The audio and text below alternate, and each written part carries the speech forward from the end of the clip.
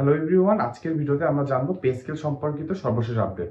আপনারা সকলে জানেন পে স্কেল একটি মীমাংসিত বিষয় হলেও পে স্কেল বাস্তবায়ন নিয়ে কিন্তু ধোঁয়াশা এখনো কাটেনি।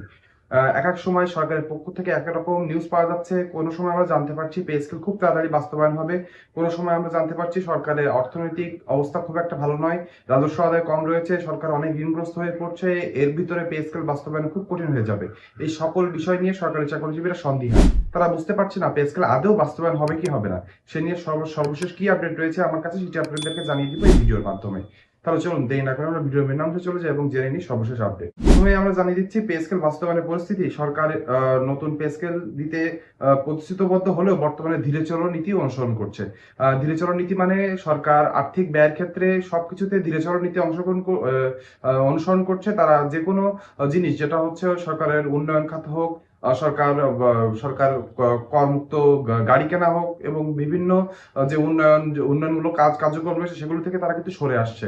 তারা বিভিন্ন সরকারি সরকারি আদেশে বিভিন্ন জিনিস কেনার ক্ষেত্রেও কিন্তু তারা ধীরে চলো নীতি অনুসরণ করছে, অর্থাৎ তারা কম খরচ করার চেষ্টা করছে। কেননা আমরা সকলে জানি যে বৈশ্বিক অর্থনীতির যে অবস্থা রয়েছে, বিশেষ করে জ্বালানি তেলের যে সংকট রয়েছে, এই সংকট কাটিয়ে উঠতে সরকারের বেশ হিমশিম খেতে হচ্ছে। এখন যদিও জ্বালানি তেলের দাম বাড়ানোর পর থেকে জ্বালানি তেল প্রায় সব জায়গায় পাওয়া যাচ্ছে, কিন্তু দাম কিন্তু বেশ খানিকটি বেড়ে গিয়েছে। এখানে সরকারের ভর্তুকি সহ বিভিন্ন কার্যক্রমে কিন্তু বোঝা যাচ্ছে সরকার কিন্তু ভালো পরিস্থিতিতে নেই। তারপরে নতুন নির্বাচিত সরকার এসে এমন একটি অগোছালো পরিবেশ পাওয়ায় তারা কিন্তু পে স্কেলের বিষয়টি নিয়ে এখনো কোনো ইতিবাচক কোনো নিউজ কিন্তু তারা দিতে পারছে না। তারা বলেছে বাস্তবায়ন বিলম্বের কারণ হচ্ছে বৈশ্বিক অস্থিরতা। তারা এটিও বলেছে যে বাজেটে অর্থনৈতিক চাপ পে স্কেলের জন্য নির্ধারিত 40,000 কোটি টাকা কিন্তু তারা অন্য খাতে ব্যয় করে ফেলেছে।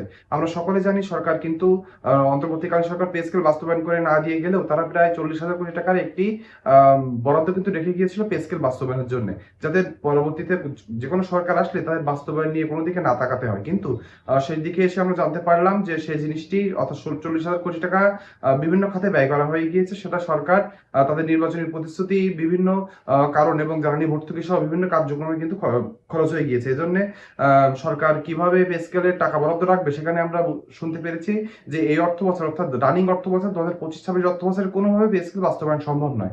এটি পরের অর্থ বছরের শুরুতে ধাপে ধাপে বাস্তবায়নের একটি ইঙ্গিত পাওয়া যাচ্ছে। শেষমেশ পে স্কেলের কফিনে একটি পেরেক পুঁতে দিয়েছে IMF।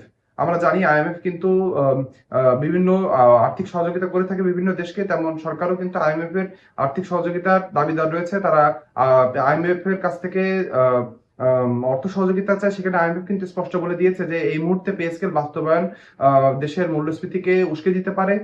সরকারকে এখন ধীরে চলো নীতি অনুসরণ করতে হবে, যাতে কম খরচে সরকার চলতে পারে এমন বিষয় তাদের আগাতে হবে। পে স্কেল যদিও একটি মীমাংসিত বিষয়, তবু এটি বাস্তবায়নের ক্ষেত্রে সরকারকে অনেক ভেবেচিন্তে আগাতে হবে। এবং দেশের ভিতরে বিভিন্ন অর্থনীতিবিদ রয়েছেন যারা কিন্তু পে স্কেল বাস্তবায়ন নিয়ে বিভিন্ন আলটিমেটাম দিয়ে আসছেন, অর্থাৎ সরকার যদি এই মুহূর্তে পে স্কেল বাস্তবায়ন করে তাহলে সরকার অনেক একটি চরম সংকটের ভিতরে পড়বে, এমন কিছু তারা জানাচ্ছে। তবুও সরকারি চাকরিজীবী কিন্তু থেমে নেই। তারা বিভিন্ন সময় বিভিন্ন দাবি জানিয়ে আসছেন। দীর্ঘ 11 বছর ধরে যে পে স্কেল বাস্তবায়ন নিয়ে কোনো সরকারি গা লাগাচ্ছে না, সেদিকে কিন্তু সরকারি চাকরিজীবীরা মানসিকভাবে ভেঙে পড়েছেন। তারা অনেক সরকার দেখেছেন, অন্তর্বর্তীকালীন সরকার দেখেছে, বিভিন্ন রাজনৈতিক সরকার দেখেছে। পে স্কেলের ব্যাপার যখনই কথায় ওঠে তখনই কিন্তু সরকারের দিক থেকে কোনো ইতিবাচক সংকেত আমরা পাই না। তবুও আমরা জানি আমাদের চলমান সরকার, জনাব তারেক রহমান প্রধানমন্ত্রী রয়েছেন, তিনি কিন্তু নির্বাচনের আগেই প্রতিশ্রুতি দিয়েছিলেন যে যথাসময়ে পে স্কেল বাস্তবায়ন করবে। দীর্ঘ 11 বছর পার হয়ে যায়, আমরা মনে করছি যথাসময় চলে এসেছে। সর্বশেষ আমরা একটি আপডেট জানতে পেরেছি, অর্থাৎ এই অর্থ বছর 2025-26 অর্থ বছরের পে স্কেল কোনোভাবে বাস্তবায়ন হচ্ছে না। এর ক্ষেত্রে আমাদের অর্থমন্ত্রী জনাব আমির খসরু মাহমুদ চৌধুরী এবং আমাদের জাতীয় বেতন কমিশন 2025-এর চেয়ারম্যান জাকির স্যার একসাথে বসে পে স্কেল কেন এই অর্থ বছরের বাস্তবায়ন সম্ভব না এবং কি কি প্রতিবন্ধকতা রয়েছে এই বিষয়ে কিন্তু আলোচনা হয়েছে। সেজন্য আমরা বলতে পারছি যে পে স্কেল এই মুহূর্তে বাস্তবায়ন হচ্ছে না, এটি চলে যাচ্ছে পরবর্তী অর্থ বছরে। পরবর্তী অর্থ বছরেও সরকার এটি বাস্তবায়ন করবে কিনা তা নিয়েও কিন্তু এখনো একটি ধোঁয়াশা রয়েছে। সরকারি চাকরিজীবীরা বিভিন্ন আন্দোলনে আলটিমেটাম দিচ্ছেন। 1 মে থেকে বিভিন্ন সরকারি চাকরিজীবীদের সংস্থা রয়েছেন যারা আন্দোলনের ডাক দিয়েছেন পে স্কেল বাস্তবায়নের জন্য। আমরা সেদিকে চোখ রাখবো, সরকারি চাকরিজীবীরা কিভাবে চাপ প্রয়োগ করছে সরকারের উপর, সেটা দেখেই কিন্তু বোঝা যাবে পে স্কেল বাস্তবায়ন হবে কি হবে না। আপনারা সরকারি চাকরিজীবীরা নিজের অবস্থান থেকে পে স্কেল বাস্তবায়ন নিয়ে সোচ্চার হবো। আমরা আপনাদের একটা ফেসবুক পোস্ট, আপনার একটা লাইক, একটা কমেন্ট সরকারি চাকরিজীবীদের চেষ্টা চালিয়ে যেতে হবে যেন সরকারের উপরের পর্যায়ে পে স্কেল কেন প্রয়োজন এটি চলে যায় এবং তারা যেন পে স্কেল বাস্তবায়ন খুব তাড়াতাড়ি করে ফেলে যাতে সরকারি চাকরিজীবীরা এই দীর্ঘদিনে অর্থ কষ্ট থেকে একটু বাঁচতে পারে।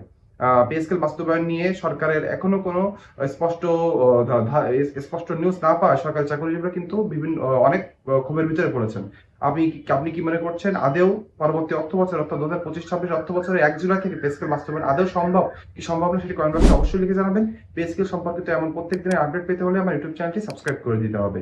ভিডিওতে একটি লাইক করে দিবেন এবং কমেন্ট বক্সে আপনার যৌক্তিক মন্তব্য লিখতে ভুলবেন না। আজকে ভিডিওটি এ পর্যন্তই, সকলে ভালো থাকবেন।